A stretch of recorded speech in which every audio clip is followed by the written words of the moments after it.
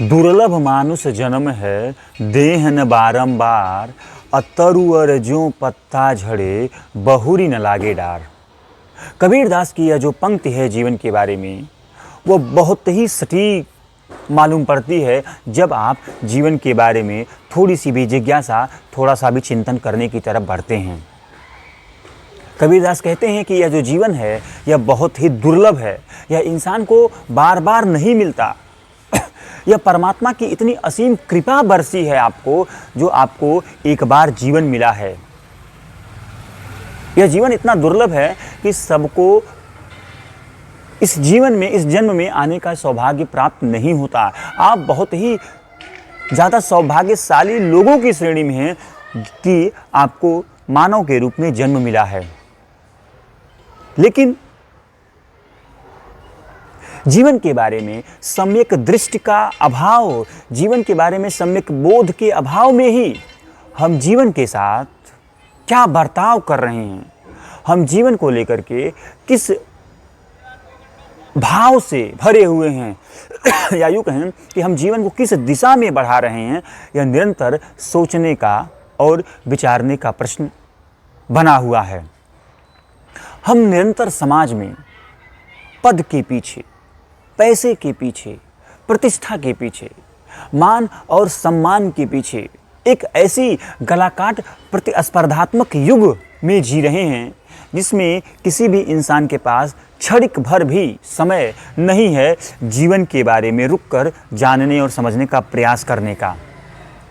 आपके भीतर जीवन के बारे में एक सम्यक दृष्टि पैदा हो सके, आपके भीतर स्वयं को लेकर के और इस संसार को लेकर के एक सम्यक बोध पैदा हो सके, उसी को समर्पित है आपका यह सम्यक लाइफ एजुकेशन का यूट्यूब चैनल, जहां हम निरंतर जीवन क्या है, जीवन का उद्देश्य क्या है, मैं कौन हूँ, मेरे होने का वास्तविक अर्थ क्या है, इससे संबंधित निरंतर वीडियो अपलोड करते रहते हैं। और हमारा यही मकसद भी है जीवन का एकमात्र कि आप तक कैसे हम जीवन के बारे में एक गहरी समझ पैदा कर सके, आपके भीतर आत्मज्ञान को लेकर के एक गहरी जिज्ञासा पैदा कर सके, ताकि आप सही मायने में आप अपने जीवन का संपूर्ण लाभ उठा सकें। नहीं तो जीवन के प्रति आत्मज्ञान के अभाव में हमारा जीवन मुट्ठी के रेत की तरह बहुत तेजी के साथ फिसलता चला जा रहा है। हमें जो यह शुभ अवसर मिला है जीवन में कुछ ऊंचा कर लेने का, कुछ ऊंचा पा लेने का, कुछ ऊंचा बन जाने का, वह हमारे हाथ से मुट्ठी के रेत की तरह फिसलता जा रहा है और हम इसे फिसलते हुए देखने के अलावा कुछ भी नहीं कर पा रहे हैं। तो फिर क्या करें इस स्थिति में? करना कुछ नहीं है, सिर्फ इस बहते हुए, इस व्यर्थ होते, बर्बाद होते जीवन के प्रति रुक करके इत्मीनान के साथ, एक गहरी दृष्टि के साथ जानने का प्रयास करना है। प्रयास करना है आपको ये जानने का कि क्या है हमारे जीवन का मूल मकसद, क्या है हमारे जीवन का मूल उद्देश्य। क्योंकि इस उद्देश्य को जाने बिना नहीं पढ़ पाएंगे आप उस दिशा में जिस दिशा में बढ़ना ही जीवन का एकमात्र मकसद है। आप तक आपके जीवन का मकसद मैं बता सकूं और उस मकसद की राह पर थोड़ा बहुत भी चलने की दिशा के बारे में आप सबसे बातें कर सकूं, यही हमारा निरंतर प्रयास है। और जीवन का मेरे जो एकमात्र मकसद बन चुका है वो यही है कि मैं लोगों के बीच आत्मज्ञान को लेकर के, जीवन बोध को लेकर के एक ऐसी जीवन शिक्षा को साझा कर सकूं जिसमें इस समाज का, इस संसार का न सिर्फ भला है, कल्याण होने वाला है, बल्कि आपके जीवन का भी, जीवन की भी सार्थकता उसी दिशा में बढ़ने में है। तो अगर हम बात करें कि जीवन क्या है, जीवन को जीना कैसे चाहिए और जीवन को जीना कैसे है, तो उस दिशा में अलग अलग लोग अपने अपने तरीके से वर्णन करते हैं। कोई कहता है कि जीवन में वो होना चाहिए जिससे हमें सुकून मिले। कोई कहता है जीवन में हमें उस दिशा में बढ़ना चाहिए जिस दिशा में हम परिवार के काम आ सके, परिवार की इच्छाओं को पूरा कर सके, परिवार को साथ लेकर के चल सके। यानी कि अपने अपने तरीके से लोग जीवन के बारे में, जीवन के उद्देश्य के बारे में कहते हैं, उसका वर्णन करते हैं। लेकिन अगर आप किसी एक अंतिम बिंदु, एक अंतिम निष्कर्ष पर पहुंचना चाहते हैं कि क्या है आप वास्तव में जीवन का उद्देश्य, तो इसके लिए आपको अपने धर्म शास्त्रों की तरफ बढ़ना पड़ेगा आपको अपने उस अध्यात्म की दुनिया में, जिस दुनिया में तमाम वो ऋषि, महर्षि, महापुरुष पैदा हुए जिन्होंने हमें जीवन के बारे में स्पष्टता के साथ बताया है। बढ़ना पड़ेगा आपको अपने धर्मशास्त्रों की तरफ, और न सिर्फ बढ़ना पड़ेगा बल्कि उन्हें बहुत ही गहराई के साथ पढ़ना भी पड़ेगा। उनके प्रति पूरी आस्था के साथ, पूरी श्रद्धा के साथ, तसल्ली के साथ उनका अध्ययन भी करना पड़ेगा। और जब आप धर्मशास्त्रों की तरफ बढ़ते हैं और धर्मशास्त्रों के माध्यम से, धर्म ग्रंथों के माध्यम से जीवन को जानने का प्रयास करते हैं, तो जीवन के बारे में जितनी गहरी, जितनी स्पष्टता के साथ और जितने साफ वक्तव्यों में, साफ शब्दों में जो वर्णन करता है, इसमें मुझे कहने में जरा भी संदेह नहीं है कि उस ग्रंथ का नाम अष्टावक्र गीता है।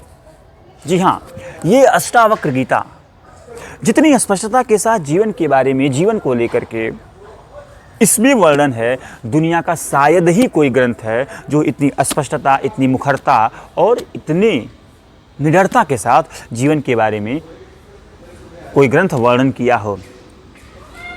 बहुत ऊंचा ग्रंथ है श्रीमद् भगवत गीता, जिसमें कृष्ण जीवन के बारे में वर्णन करते हैं। बहुत ऊंचा ग्रंथ है आपका श्री रामायण महाकाव्य, बहुत ऊंचा ग्रंथ है आपका श्रीमद् भागवत पुराण।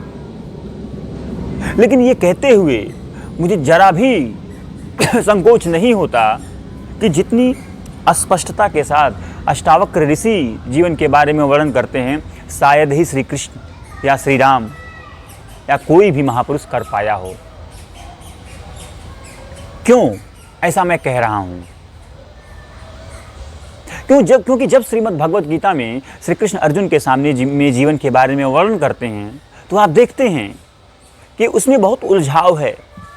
पहले वो ज्ञान की बातें करते हैं, फिर कर्म की बारे में बात करते हैं, फिर बोध के बारे में बात करते हैं, और इसमें वक्त लगता है। अर्जुन को काफ़ी समय और मशक्क़त के बाद श्री कृष्ण ये समझाने में सफल हो पाते हैं कि तुम्हारे जीवन का उद्देश्य सिर्फ मुक्ति है। लेकिन जब आप अध्ययन करेंगे श्री अष्टावक्र ऋषि के अष्टावक्र गीता का, तो उसमें आप पाएंगे कि पहली ही पंक्ति में, पहले ही वाक्य में जीवन के उद्देश्य के बारे में वर्णन कर देते हैं राजा जनक को अष्टावक्र ऋषि। तो क्या है जीवन का वास्तविक उद्देश्य? उद्देश्य है जीवन का वास्तविक सत्य की तरफ बढ़ना। सत्य ही जीवन का वास्तविक उद्देश्य है। इसे ही अलग अलग लोगों ने अलग अलग नामों से कहा है। इसी सत्य को कोई मुक्ति कहता है, कोई मोक्ष कहता है, कोई शांति कहता है, कोई आनंद कहता है, कोई आत्मा कहता है, कोई परमात्मा कहता है।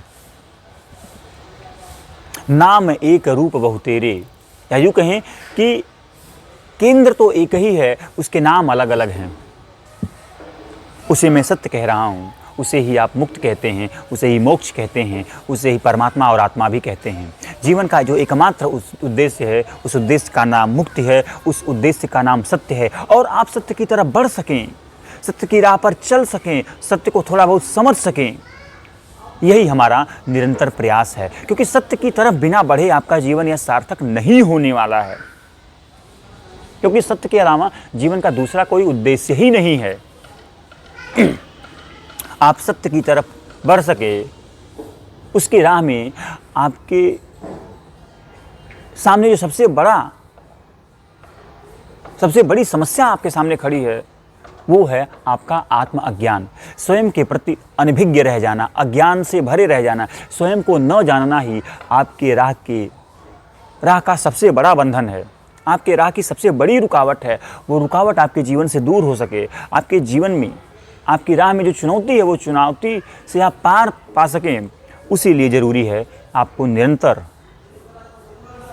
अध्यात्म की तरफ बढ़ने का। और मैं आपको अध्यात्म के ही बारे में कुछ महत्वपूर्ण बातों के बारे में बता सकूं, यही हमारा निरंतर प्रयास है। तो आप अष्टावक्र गीता के बारे में अध्ययन करिए, बढ़िए इस ग्रंथ की तरफ और पढ़िए भी इस ग्रंथ को, जिसको पढ़ने के बाद आपको जीवन बिल्कुल वैसा नहीं दिखेगा जैसा आज आपके सामने जीवन है। बहुत एक गहरी, एक अलौकिक, एक अपूर्व समझ पैदा होती है इस ग्रंथ का अध्ययन करने के बाद। आपके भीतर एक गहरी दृष्टि, एक सम्यक बोध पैदा हो सकता है इस ग्रंथ का अध्ययन करने के बाद। और मैं भी निरंतर आपके भीतर उसी सम्यक बोध को पैदा करने का भरसक प्रयास कर रहा हूँ। देखता हूँ कि मैं कहाँ तक सफल होता हूँ अपने इस प्रयास में, लेकिन यही हमारे जीवन का एकमात्र और अंतिम मकसद है। और अगर आप इस मकसद के अलावा किसी और उद्देश्य के साथ हमारे इस YouTube चैनल पर आते हैं, किसी मनोरंजन के लिए, किसी टाइम पास के लिए हमारे इस YouTube चैनल पर आते हैं, तो आपसे ये विनम्र प्रार्थना है कि आप गलत जगह पर आ गए हैं, आपको यहाँ नहीं आना चाहिए था। लाखों की संख्या में ऐसे YouTube चैनल हैं, लाखों की संख्या में ऐसे YouTube कंटेंट हैं, सोशल मीडिया पर पड़े हुए हैं, जहाँ पर आपको अपना समय बिताना चाहिए। लेकिन अगर आप चाहते हैं आप अपने जीवन के मौलिक उद्देश्य को प्राप्त करना, मौलिक उद्देश्य की तरफ बढ़ना, जीवन के प्रति एक गहरी समझ, एक गहरी दृष्टि पैदा करना, तो निसंदेह फिर उस उद्देश्य में सही साबित होगा यह आपका सम्यक लाइफ एजुकेशन का YouTube चैनल। और चाहते हैं आप अपने इस जीवन को एक सही दिशा देना और उस दिशा में बढ़ाना, जिस दिशा में बढ़ना ही जीवन का एकमात्र मकसद है, तो निसंदेह आपको इस YouTube चैनल को न सिर्फ सब्सक्राइब ही करना चाहिए, बल्कि ज़्यादा से ज़्यादा वीडियो को देखना भी चाहिए, उस पर आत्मचिंतन करना चाहिए और सत्य की तरफ बढ़ने का भरसक प्रयास करना चाहिए। आप सभी का बहुत बहुत धन्यवाद।